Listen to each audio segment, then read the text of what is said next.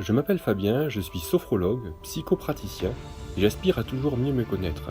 Il me semble que ce chemin passe par la rencontre quand elle est simple, sincère, celle qui permet de se voir différemment à travers l'autre. J'ai donc pris la décision d'inviter les personnes autour de moi, qui sont parfois mes amis sur Facebook, mais que je ne connais pas vraiment. Toutes celles et ceux qui, par leur expérience de vie, ont aussi choisi d'y voir plus clair, de changer et de partager cette expérience avec d'autres. Aujourd'hui, j'ai pris un moment pour rencontrer.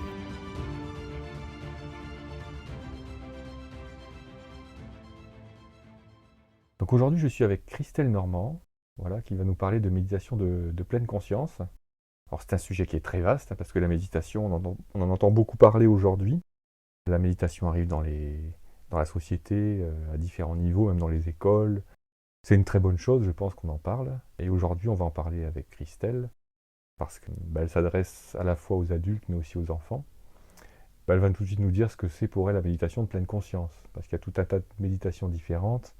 Je te laisse te présenter et puis nous en dire un peu plus sur le sujet. Bonjour Fabien, donc je suis semeuse de bien-être. Je développe des programmes de méditation de pleine conscience pour les enfants, les adolescents et pour les adultes, un programme qui s'appelle Éduquer en pleine conscience. Et pour revenir à ta question, à la définition de la pleine conscience, qu'est-ce que c'est? Eh bien déjà c'est quelque chose qui est complètement laïque, vraiment pas du tout en lien avec la religion. Et les pratiques de pleine conscience permettent d'adopter une nouvelle posture, et une posture notamment qui s'ancre dans le présent.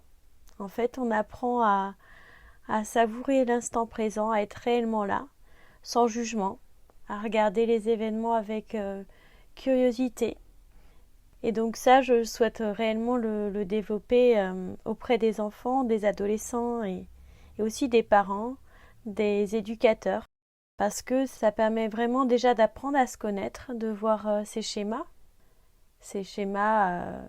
par rapport à des émotions par exemple, ou par rapport à des stress, par rapport à la communication qu'on peut avoir avec les uns, les autres.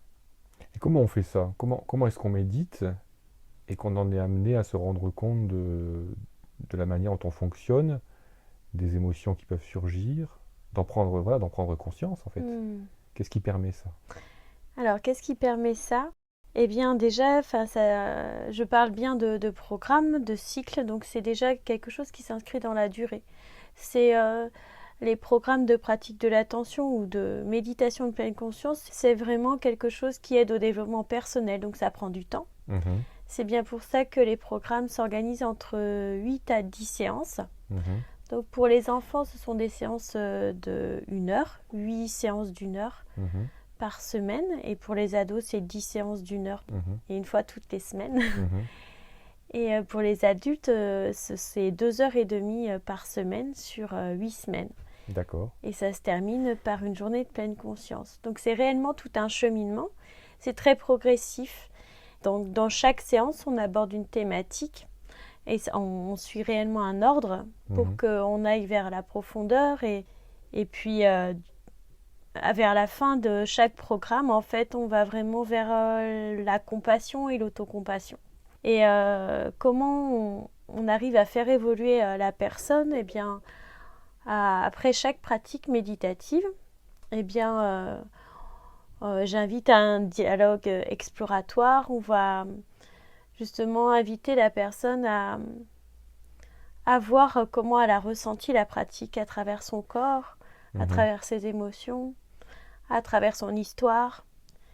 Et puis on va aussi l'amener à peut-être exprimer aussi ses besoins. Mhm, Comment elle voit aussi des parallèles dans sa vie. mhm. Et c'est toute cette posture aussi d'accueil de chacun des mots qui va faire aussi évoluer la personne dans ses choix. Voilà. D'accord. Est-ce que c'est accessible à tous, Oui, ce c'est programme? accessible à tous. D'accord. Parce que il y a quand même pas mal de personnes qui sont bien prises par leurs pensées, par leur mental, Mm. qui vivent complètement dans leur tête et qui sont parfois coupées de leur ressenti. Mm. Comment on fait avec ces personnes-là? Parce que c'est difficile de les faire entrer en contact avec leurs Mm. sensations corporelles ou leur climat émotionnel, comme Mm. moi j'appelle ça. Eh bien, déjà, on prend le temps. Et puis, On va les accueillir même avec je ne sais pas déjà, parce Mhm. que notamment durant les 3 premières séances, on va justement vraiment axer les séances sur cette reconnexion au corps. Mhm. Et petit à petit, en fait, au fur et à mesure des exercices, donc déjà dans les séances, et puis après, je donne des petits exercices à faire d'une séance à l'autre à la Mhm. personne. Et justement, en fonction de ce que j'ai pu observer, par exemple, si cette personne a des difficultés à se reconnecter à son corps, je vais plutôt lui conseiller des pratiques qui vont justement le reconnecter à son corps. D'accord. Donc le suivi est individualisé aussi, Mhm. même si ces programmes se déroulent en petits groupes. D'accord. Ils peuvent se dérouler en petits groupes comme en individuel, mais l'idée du petit groupe, c'est aussi qu'on va être dans l'interaction avec les autres et puis ça apporte aussi des échanges parfois très riches Mhm. parce que les personnes vont pouvoir aussi se reconnaître dans l'histoire de l'autre ou enfin il y a une autre dynamique en fait quand on travaille en petit groupe aussi. D'accord. La question que je pourrais poser en me faisant un peu l'avocat du diable par rapport à la méditation, c'est est-ce que finalement la méditation, c'est pas une façon de fuir la réalité en disant oui, mais je médite, d'accord, mais mes problèmes sont toujours là, et quand je rentre chez moi, j'ai toujours mes factures à payer. Mmh. Alors oui, je médite, et le temps que je médite, tout semble aller bien, et puis quand c'est fini, il faut que je me remonte les manches à nouveau et que je m'y remette. Je suis pas d'accord avec toi, Fabien. Selon moi, là, justement, quand on va prendre le temps justement de s'arrêter et de méditer, on va être en contact avec sa propre réalité. Alors parfois, effectivement, ça peut être douloureux parce qu'on va voir toutes ces pensées, on va voir toutes ces émotions, on va voir tous ces stress. Effectivement, ça peut être douloureux. Mais le fait de s'arrêter comme ça, c'est un peu comme le phénomène de la boule à neige en fait. Quand, euh, avant de méditer, avant de pratiquer, en général, on est la boule à neige secouée avec toutes les paillettes et on n'y voit rien. Et en fait, le fait de s'asseoir, alors je parle de s'asseoir, mais il existe différents types de pratiques, notamment des pratiques en mouvement, des pratiques formelles, des pratiques informelles. Mais quand on va tout simplement porter son attention sur l'instant présent, sur ce qu'on est en train de vivre, le fait de s'arrêter, de prendre cette posture d'attention, eh bien, ça va nous permettre aux petites paillettes là de redescendre. Et puis, au fur et à mesure, d'y voir plus clair et de mettre du coup des mots sur, par exemple, sur ces émotions, de les voir, de les accueillir. Ça va pouvoir aussi permettre de voir quelles sont les pensées les plus prégnantes qui nous accaparent et de les accueillir peut-être autrement, de voir aussi les effets que ça peut avoir sur notre corps, sur notre manière d'agir, sur notre manière de communiquer. Donc, ce qui est intéressant aussi dans la méditation de pleine conscience, c'est qu'on ne sait pas forcément comment. Il n'y a y a pas un but, en fait. On fait une pratique. L'idée, c'est de se mettre dans cette posture d'accueil pour laisser le champ des possibles. Et c'est justement dans cette posture d'accueil et de laisser être qu'il va se passer souvent des choses peut-être même auxquelles on n'aurait jamais pensé. Mais c'est aussi ça qui est super, qui est très intéressant et qui permet aussi de faire évoluer les gens en accord avec ce qu'ils sont, en accord avec leurs valeurs, Mhm. en accord avec ce qu'ils veulent transmettre. Voilà. C'est une façon pour eux de se retrouver, tu veux dire? Ouais, De se retrouver, on va dire, de manière plus authentique, oui, oui, au-delà d'une image qu'ils avaient pu donner, mm, ou d'une volonté parfois un peu oui. forcée d'agir de telle ou telle façon. J'aime ce mot authentique, oui, Hmm. cette authenticité. Aller à la Hmm. rencontre de sa nature, aller à la rencontre de son authenticité avec ses forces, ses faiblesses, et, et en étant justement dans cet accueil de ce que l'on est. Hmm. Ça va pas être facile, parce que accueillir ce que l'on est génère quand même pas mal de résistance, de réticence. Mm. euh, Parce que des fois, c'est l'habitude d'une vie Oui, de se exactement. relier à soi de cette façon-là, sans le Mm. savoir en plus, Mm. de manière complètement inconsciente. Mm. Est-ce que ce programme, quelque part, c'est pas un peu ouvrir la boîte de Pandore parfois pour certaines personnes? C'est quelque chose qui peut... oui, c'est très bienfaisant. Hmm.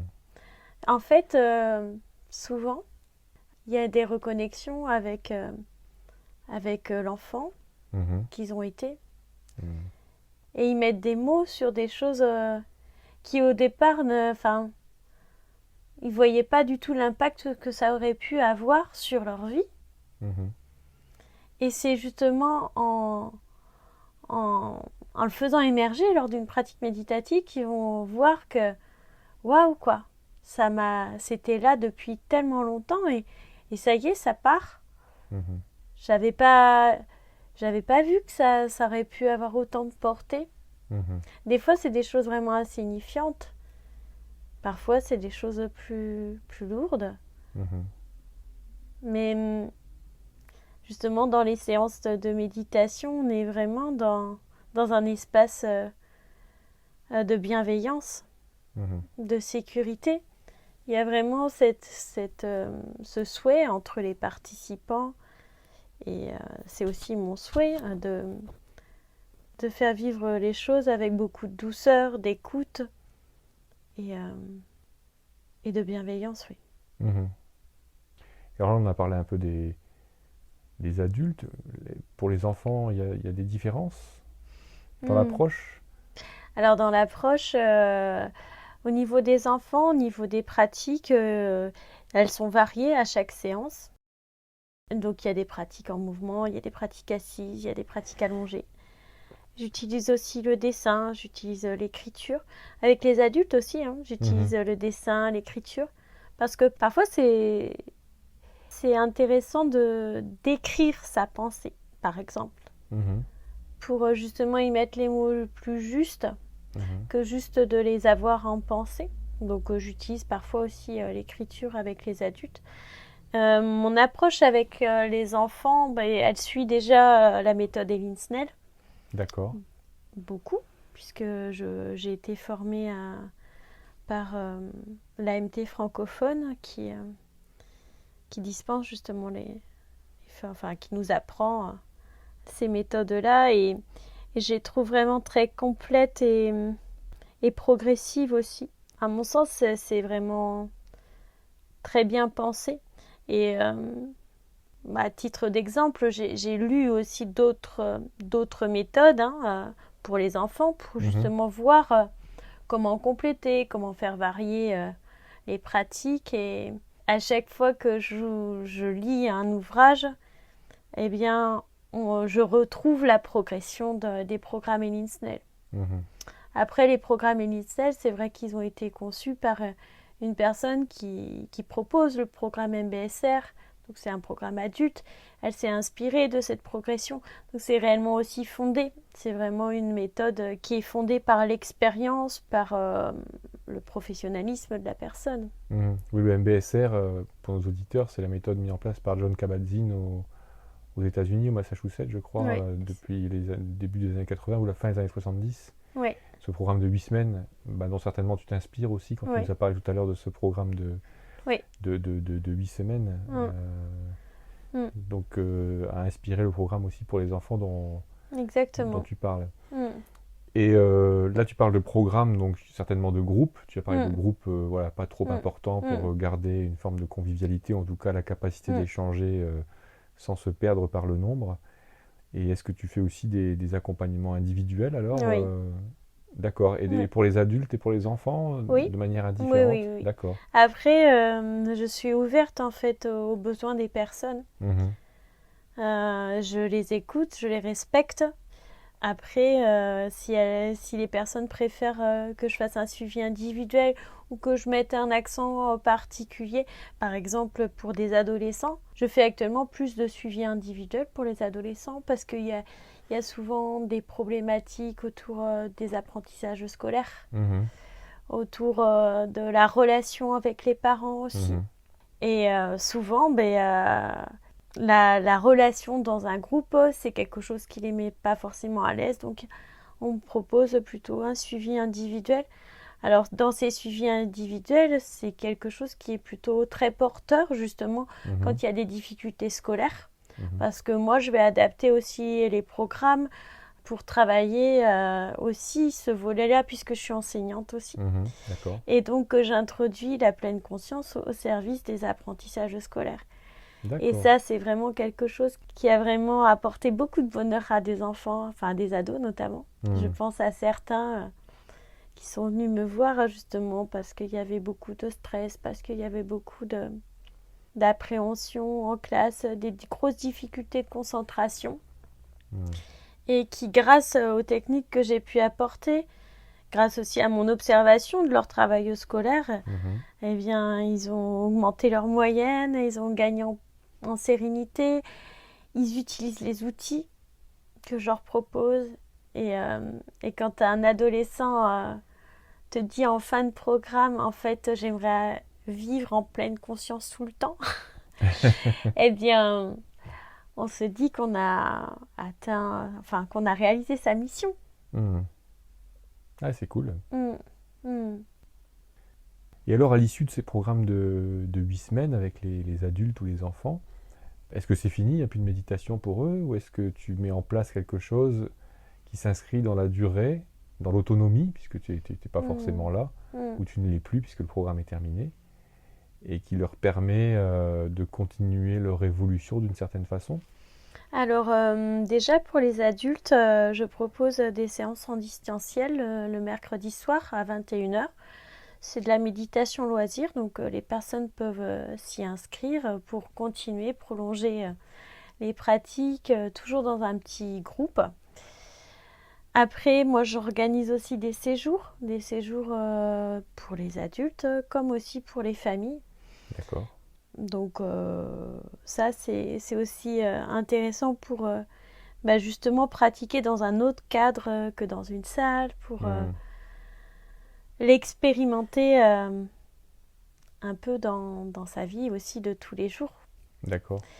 Et après, en fait, à la fin de chaque programme, notamment pour les enfants, les adolescents, je donne un petit questionnaire pour justement leur demander de quoi ils auraient besoin pour continuer de pratiquer.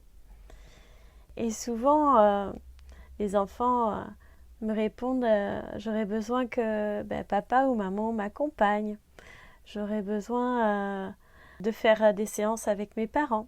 Mhm. Et ils sont très ouverts à faire des séjours médités en famille. Après, c'est eux, c'est leur choix. S'ils veulent revenir vers moi, je leur propose, c'est ok, il n'y a pas de souci. Mais en fait, ils ont envie de continuer.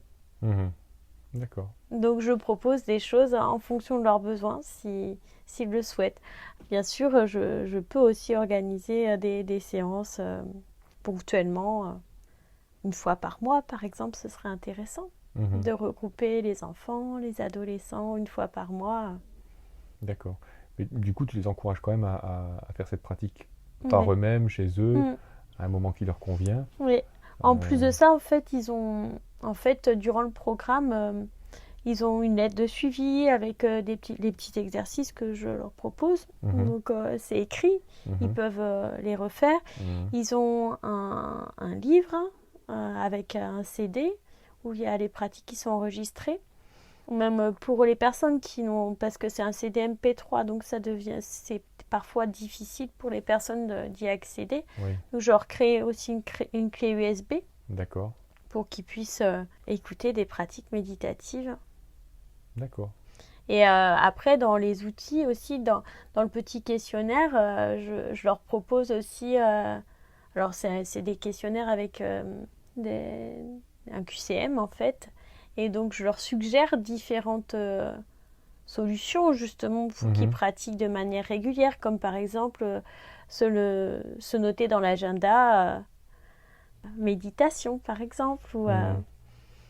qui se créent des petits moyens mémotechniques pour pratiquer.